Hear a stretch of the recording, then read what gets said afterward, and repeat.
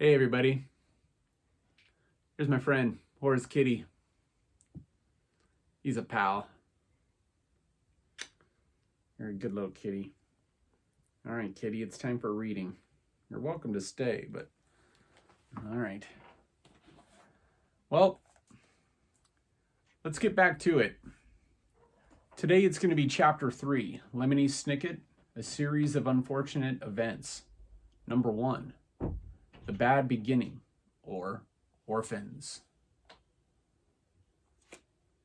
If I remember correctly, the Baudelaire kids had just moved into Count Olaf's house, and I don't think anybody out here thinks highly of Count Olaf. Chapter 3.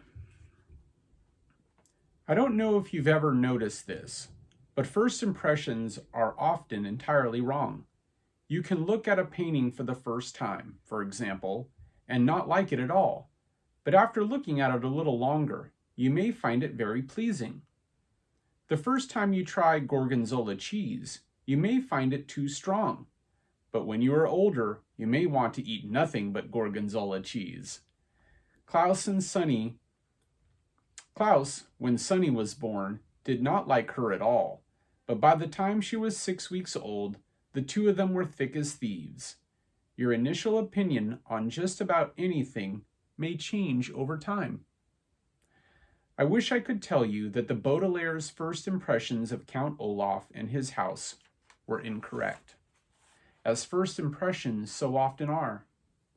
But these impressions, that Count Olaf was a terrible person and his house a depressing pigsty, were absolutely correct. During the first few days after the orphans' arrival at Count Olaf's, Violet, Klaus, and Sunny attempted to make themselves feel at home, but it was really no use. Even though Count Olaf's house was quite large, the three children were placed together in one filthy bedroom that had only one small bed in it.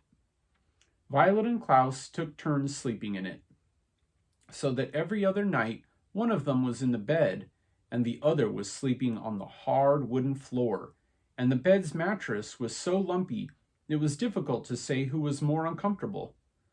To make a bed for Sunny, Violet removed the dusty curtains from the curtain rod that hung over the bedroom's one window and bunched them together to form a sort of cushion, just big enough for her sister.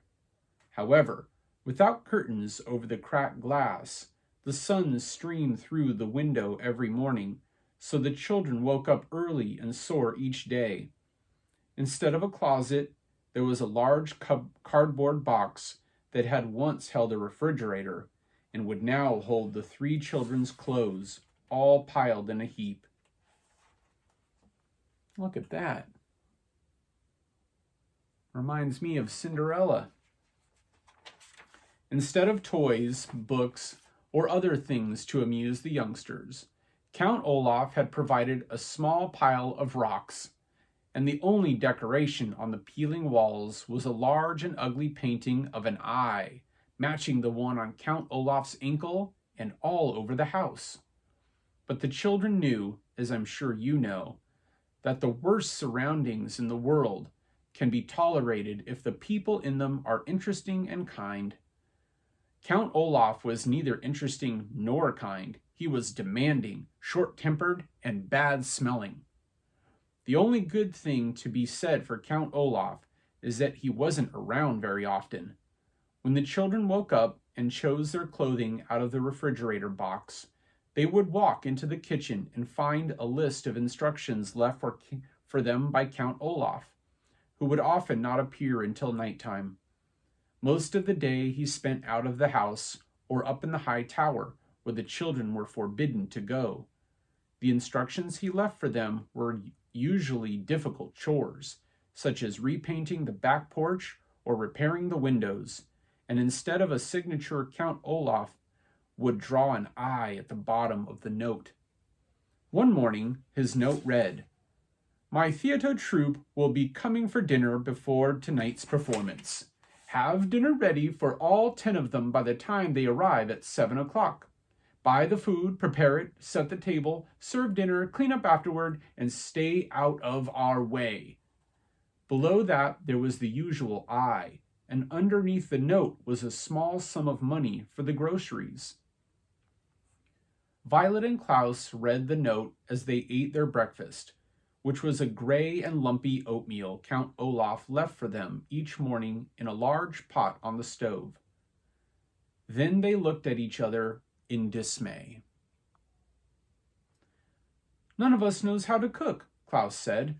"That's true," Violet said. "I knew how to repair those windows and how to clean the chimney because those sorts of things interest me. But I don't know how to cook anything except toast." "And sometimes you burn the toast," Klaus said, and they smiled. They were both remembering a time when the two of them got up early to make a special breakfast for their parents. Violet had burned the toast, and their parents, smelling smoke, had run downstairs to see what the matter was. When they saw Violet and Klaus looking forlornly at pieces of pitch-black toast, they laughed and then made pancakes for the whole family.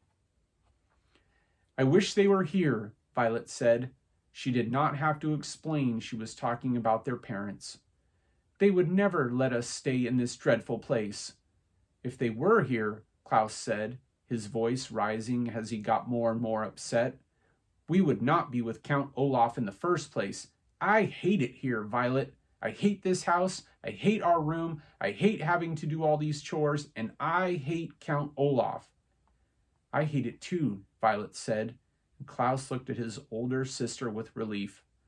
Sometimes just saying that you hate something and having someone agree with you can make you feel better about a terrible situation. "I hate everything about our lives right now, Klaus," she said, "but we have to keep our chin up."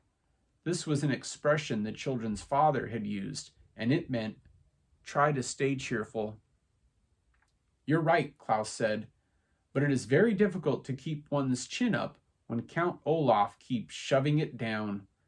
"Juk!" Sunny shrieked, banging on the table with her oatmeal spoon. Violet and Klaus were jerked out of their conversation and looked at once at Count Olaf's note. "Perhaps we could find a cookbook and read about how to cook," Klaus said. "It shouldn't be that difficult to make a simple meal." Violet and Klaus spent several minutes opening and shutting Count Olaf's kitchen cupboards, but there weren't any cookbooks to be found. "I can't say I'm surprised," Violet said. "We haven't found any books in this house at all." "I know," Klaus said miserably. "I miss reading very much. We must go out and look for a library sometime soon." "But not today," Violet said.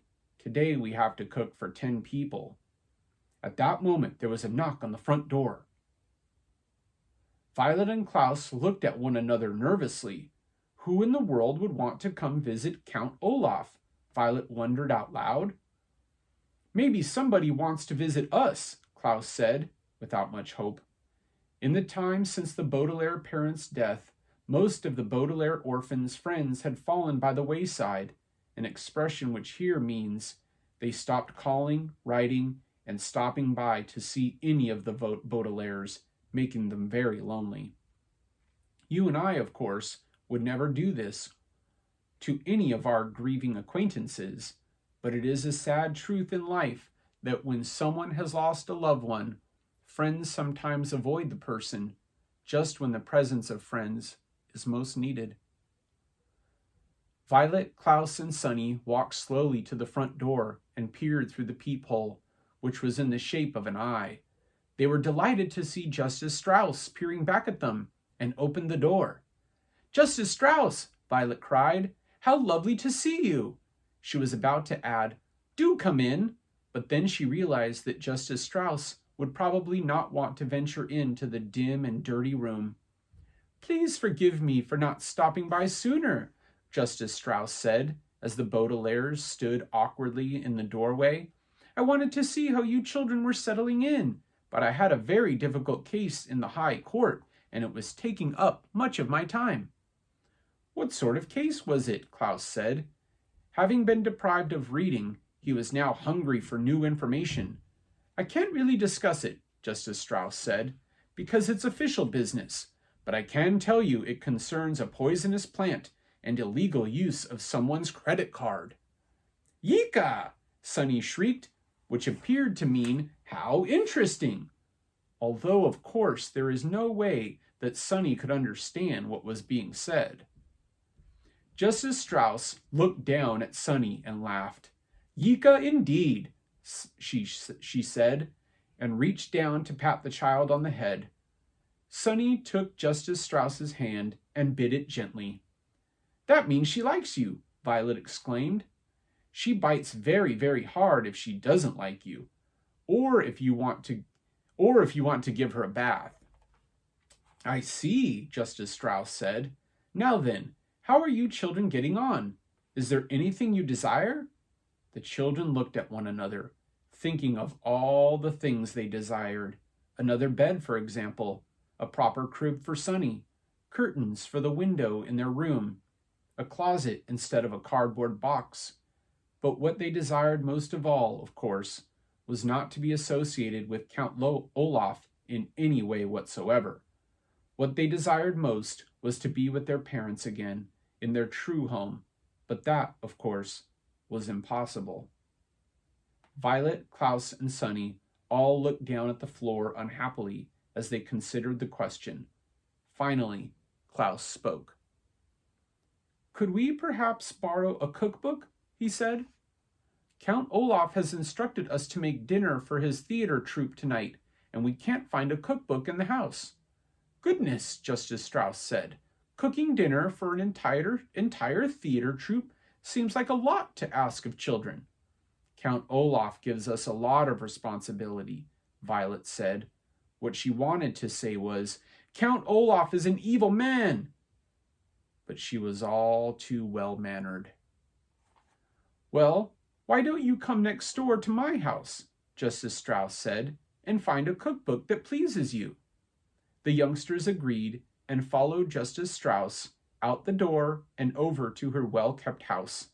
She led them through an elegant hallway smelling of flowers into an enormous room, and when they saw what was inside, they nearly fainted from delight. Klaus especially. What do you think it is? The room was a library. Not a public library, but a private library, that is, a large collection of books belonging to Justice Strauss. There were shelves and shelves of them on every wall from the floor to the ceiling, and separate shelves and shelves of them in the middle of the room. The only place there weren't books was in one corner, where there were some large, comfortable-looking chairs and a wooden table with lamps hanging over them, perfect for reading.